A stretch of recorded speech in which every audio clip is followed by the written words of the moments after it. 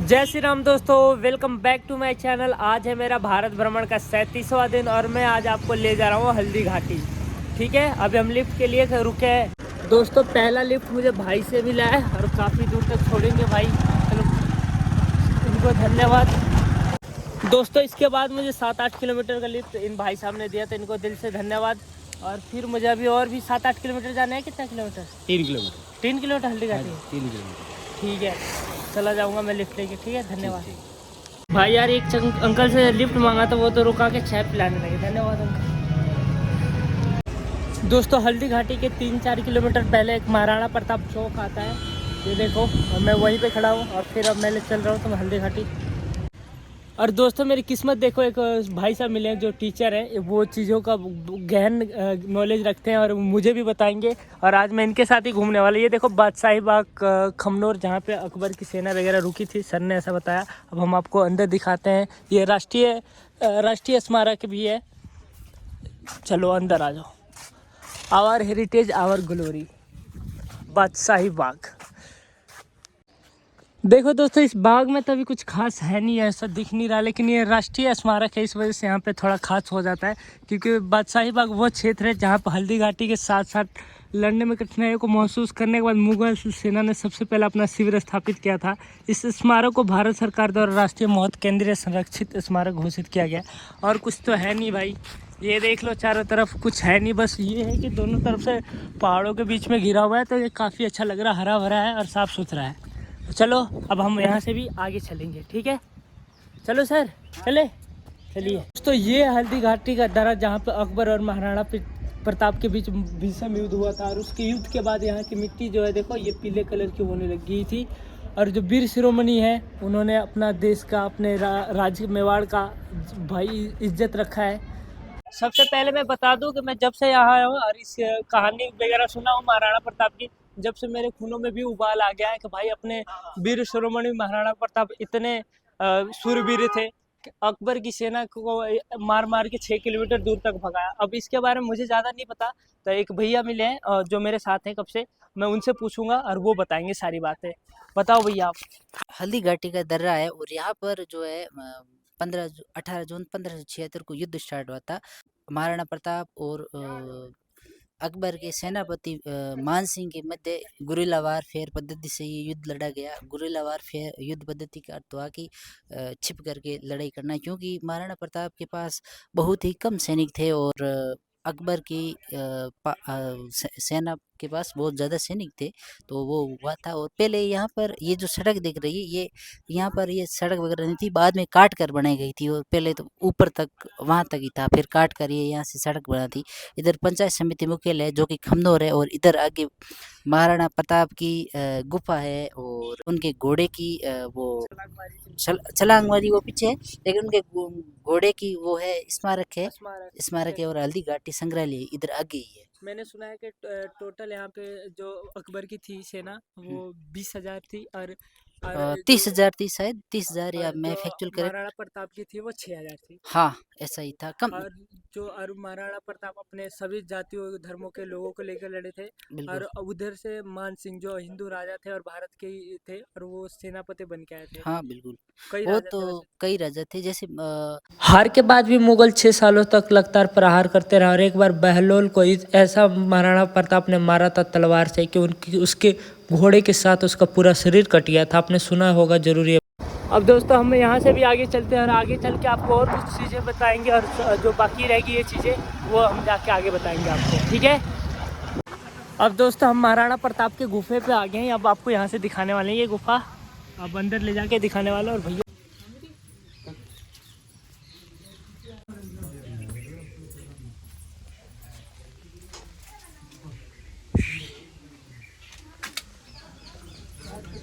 तो ये देखो दोस्तों, पहाड़ के अंदर काट के ये गुफा बनाई गई है महाराणा प्रताप की, और इसमें ही महाराणा प्रताप रहते थे। और ये देखो पहाड़ों के जो हालत है अभी ऐसी हो चुकी है, और ये ऐसा देख लो कैसा गुफा है।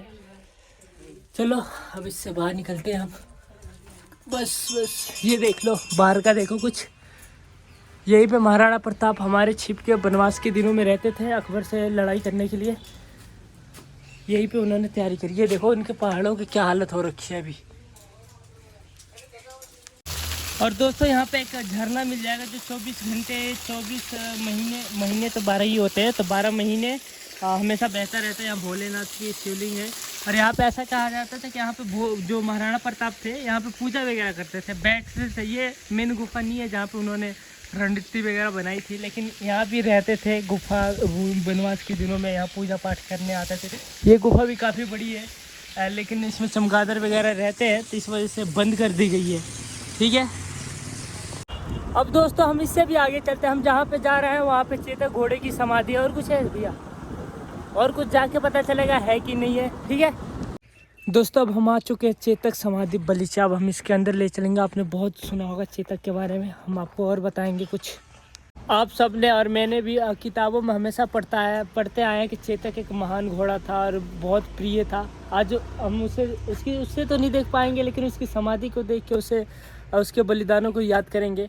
अब मैं आपको एसआई द्वारा कुछ लिखा हुआ है, वो पढ़ के सुनाता हूँ। चेतक महाराणा प्रताप का प्रिय एवं पसंदीदा घोड़ा था। 18 जून 1576 ईस्वी को हल्दी घाटी के युद्ध में घायल हो जाने के बाद भी साहसी चेतक महाराणा प्रताप को संकटापन्न स्थिति में अपने प्राणों की बाजी लगाकर रक्त तलाई से इस जगह तक ले आया। साहसी चेतक नाले को लांघते हुए लड़खड़ा कर गिर गया एवं अपने मालिक महाराणा प्रताप की गोद में उसने अंतिम सांस ली। स्वामी भक्त चेतक के सर्वोच्च बलिदान को स्मृति में यह स्मारक बनाया गया है। इस स्मारक को भारत सरकार द्वारा राष्ट्रीय महत्व का केंद्रीय संरक्षित स्मारक घोषित किया गया है। अगर जो महाराणा प्रताप का चेतक घोड़ा था 30 फीट लंबी छलांग लगा के एक नाले के ऊपर से महाराणा प्रताप को बचाया था, क्योंकि और उसके पैरों में एक पैरों में इतनी ज़्यादा घाव हो चुकी थी, मतलब चोट लग चुकी थी कि वो चलने लायक नहीं था, लेकिन फिर भी उसने जंप लगा के महाराणा प्रताप को जीवन को सुरक्षित किया था। और इस तरह से चेतक ने महाराणा प्रताप के साथ अपना भी नाम इतिहास में अमर कर लिया। तो ये देखो दोस्तों, ये है चेतक का समाधि स्थल। और आप भी देखो और अपने आप को गर्वान्वित महसूस करो कि आपके अपने देश के पूर्वज जिन्हें उनके जो वफादार जानवर भी थे वो भी कितना वीर और महान थे। अब दोस्तों, अब हम आपको यहाँ से ले चलने वाले महाराणा प्रताप का स्मारक, जो इधर ऊपर है, काफ़ी बड़ा है। मैंने देखा है वो फोटो वगैरह वीडियो में। चलो वहाँ ले चल रहे हैं। महाराणा प्रताप के बलिदान और वीरता को याद रखने के लिए अरावली हिल्स के छाती के ऊपर महाराणा प्रताप का यह स्मारक है, जो पूरे देश को गौरवान्वित महसूस कराता है। ये देखो दोस्तों, ये है महाराणा वीर शिरोमणि महाराणा प्रताप का स्मारक, जहाँ से देख के मैं अपने आप को गौरवान्वित महसूस कर रहा हूँ कि मैं भाग्यशाली हूँ कि यहाँ पे आ पाया और इनको देख पाया। इनकी कहानी भी ऐसी है भाई। ये अपने हिंदुओं के लिए ऐसे लड़े जैसे कोई नहीं लड़ता। सारे राजा भी हिंदुओं में थे, लेकिन उन्होंने अपना बलिदान नहीं दिया। इन्होंने अपना सर्वोच्च बलिदान दिया, अपने देश के लिए लड़े, अपने इंसान के लिए, अपने मेवाड़ के लिए। उन्होंने अपनी जान निछावर कर दिया। और आज इसी कारण हम सब इनका नाम लेते हैं और इनका नाम हमेशा याद रखते हैं। और नहीं तो जैसे और भी राजा हुए हैं भारत में, लेकिन हम उनके बारे में नहीं जानते, नहीं उनके बारे में याद नहीं करते। और आपकी जहाँ तक नज़र जा रही है अरावली पर्वत श्रृंखला है, और इन्हीं के कारण अपने भारत देश में मानसून परिवर्तन भी होते हैं। और ये है दोस्तों महाराणा प्रताप का म्यूजियम, जिसका प्राइस है टिकट का 120 रुपये। मैं जाऊंगा तो नहीं, लेकिन फिर भी सारी चीज़ें आपको दिखा दूंगा। ठीक है, कैसे अपने पास टैलेंट। इस म्यूजियम के अंदर महाराणा प्रताप की जीवनी एक वीडियोग्राफी की तरह दिखाई जाती है। तो आ चुका हूँ रक्त तलाई। अब इसके बारे में अंदर जाके मैं तुम्हें दिखा रहा हूँ क्या क्या चीज़ें हैं। यहाँ के अनुसार भाई रक्त तलाई है ना, वो रक्त तलाई जिसे बोलचाल की भाषा में हम खून की तलाई भी कहते हैं। बानस नदी के दूसरे किनारे की ओर विस्तृत मैदान में, जहाँ 18 जून 1576 ईस्वी को महाराणा प्रताप एवं मुगलों के सेनाओं के बीच घमासान युद्ध हुआ था। इस युद्ध के नेतृत्व में महाराणा प्रताप चेतक पे और मानसिंह हाथी पर सवार होकर कर रहे थे। इस युद्ध इतना भीषण था कि दोनों सेनाओं के सैकड़ों घाव वीरगति को प्राप्त हुए। उनके घावों से वह रक्त ने एक ताल के रूप ले लिया था, जिसे आधार पर इस स्थान का नाम रक्त तलाई कहा जाता है। और इस स्मारक को भारत सरकार द्वारा राष्ट्रीय महत्व को केंद्रीय संरक्षित स्मारक घोषित किया गया है। चलो अब तुम्हें दिखाते भी हैं। दोस्तों, यहाँ पे क्या हुआ था, जब हल्दी घाटी का युद्ध हुआ था तो जितने भी सैनिक थे, हजारों लाखों सैनिकों का खून बह के इस तराई में भर गया था इधर।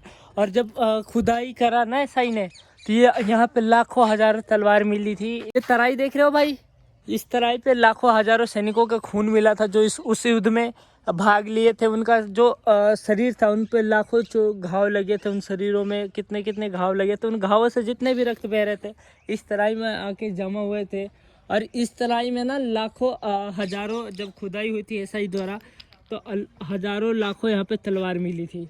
और इसे आज एक पार्क की तरह में संरक्षित रखा गया है और राष्ट्रीय स्तर का ये पार्क है। और ये पे एक आप लोग छतरी देख रहे हो, ये तंवरों की छतरी। यहाँ पे ग्वालियर के रामसा तंवर और उनके 3 पुत्र अपने आश्रयदाता प्रताप के पद पक्ष में लड़कर काम आए। उनकी वीरता और राजभक्ति को सम्मान में महाराणा के कर्ण सिंह ने 1621-1624 में एक छत्री का रामसा के पुत्र ग्वाली वाहन की स्मृति बनवाई गई थी। यह शिलालेख द्वारा स्पष्ट है। ये देखो, ये है वो छतरी जो बनवाई गई थी ग्वालियर के राजा। तो मुझे यहाँ से कुंभलगढ़ जाना है और कुंभलगढ़ जाने के लिए इधर से कोई सुविधा नहीं है। 40 किलोमीटर दूर है, कुछ दूर पैदल चलना पड़ेगा और कहीं बाइक मिल जाएगी किसी की, या देखो नहीं मिलती। देखते हैं क्या होता है। और दोस्तों भेड़ बकरी है, सिर्फ भेड़ तो नहीं है कोई इसमें। दोस्तों मुझे देखो इन गाड़ियों से भी लिफ्ट लेनी पड़ती है देखो, लेकिन मज़ा आता है ऐसे चलने में मुझे भी। फिर मैं इन्हीं गाड़ियों पर बैठ के अपना सफ़र शुरू कर देता हूँ, जो कि 40-45 किलोमीटर दूर मुझे जाना था। और मैं अरावली हिल्स के पर्वतों को देखते और मस्त मगन आ जाता हूँ। लिफ्ट नहीं देगा ना, रोड पे ऐसे जाके बीच जाना है, हमारे लाश के ऊपर से जाना है। लिफ्ट कैसे नहीं दूंगा, अपने आप दे देगा। और तुम्हारे से पहले मैं सोऊंगा, ठीक है? हाँ ठीक है, लिफ्ट लेके ही रहना। देखो गाड़ी आ रही है, देखो गाड़ी आ रही है। खड़े हो जाओ, चलो रुक जा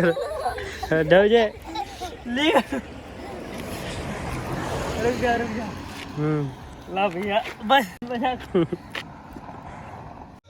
देखो दोस्तों, कुंभलगढ़ जाते जाते मेरे को काफ़ी लेट हो चुका था, तो मैंने सोचा रास्ते में ही रुक जाऊं, क्योंकि इधर सुनने में आया कि ये रास्ता जो है वो थोड़ा ख़राब है। तो मैं एक मंदिर में रुका हूँ। क्या नाम है बाबा इस मंदिर का? आश्रम में रुका हूँ और यही दिखाता हूँ। देखो इधर रुकने का है आज ऐसे अजकद रात यहीं पे काटने वाला हूँ मैं। और इसी आश्रम में तुम्हारे भाई ने स्वादिष्ट भोजन किया। अब देखो वीडियो वगैरह एडिटिंग भी होगी यार। अब देखो यहाँ सोने का है, अपन मस्त सोएगा, ठीक है? कल मिलते हैं।